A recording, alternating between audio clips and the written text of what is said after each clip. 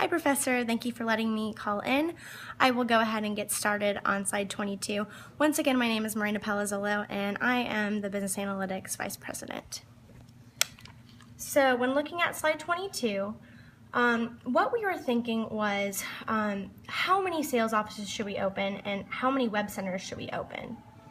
This was kind of a big thing for us. So what I did was kind of analyze the data from our competitors, finding out how much percentage of demand they were able to gain versus opening a sales office versus a web center. And I found that on average, 94% of all demand was achieved by a sales office channel. So with that in mind, instead of opening, say, one sales office and 2 web centers, we decided to go ahead and open actually 3 additional sales offices and 1 web center. This way, this would really help increase our revenue since the sales office channel is the way that 94% of the demand is achieved ultimately, given the data from the past quarter. Moving on to slide 23, sales office and web center expansion. So once again, this was kind of a little more in depth of where did we want to put one of our sales offices. And we decided that Cairo was the place to go. No one had been to the Middle East yet, so we thought this would be a perfect place to open a web center as well as a sales office. And below you can see the market size for each, as well as the web center market average. And then below that, it is calculated the average for the 25% of the market for each model. So for the Innovator, the X1, and the Explorer. So this is the 25%, but less Cairo, because we did not want to include Cairo since the sales office would be taking up most of our demand though. So we're trying to be optimistic here, that thinking we are going to achieve 25% of the market with the web center taking out Cairo. And just a little more into our other sales office expansions, we decided to also go into Mumbai and Shanghai. These both are smaller, but they are untapped markets.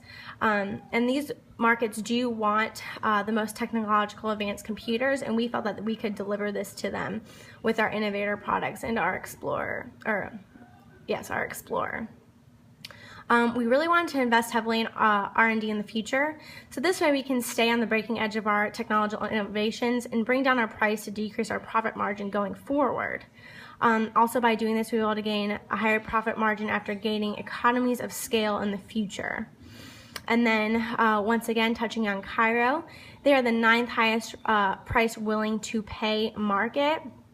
And once again, this is an untapped market in the same region as our web center. And then I also did a SWOT analysis.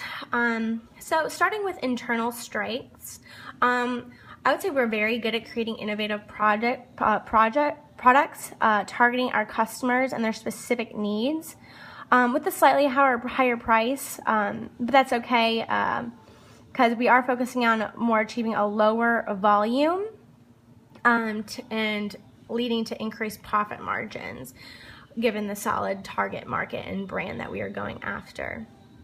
And then, so internal harmful weaknesses, I would say being a new company that just launched a new product into a new market, we do really not have so much substantial historical data at this point in time. We do only have a couple quarters, so I would say that was probably an internal weakness of ours, and going forward we're going to have more data, which will even help us make even better decisions. And then external opportunities, markets that we're now entering are currently untapped. So that leaves us with an increased chance to take over these markets early on within the specific target market. And once again, threats during this stage in the business cycle, since we are entering new markets, it's unclear at this point in time if our competitors will also be entering into these markets. So that's yet to be seen. So right now that's a threat of ours. And our long-term goal with research and development over the next 2 to 3 quarters, we will focus on reducing changeover time and costs significantly, which we did do this quarter. This will allow us to put cost savings towards reducing prices for our customers. And this will also give us the opportunity to outcompete our competitors on price and hopefully take over the market. Thank you for your time, Professor, and I hope you have a good day.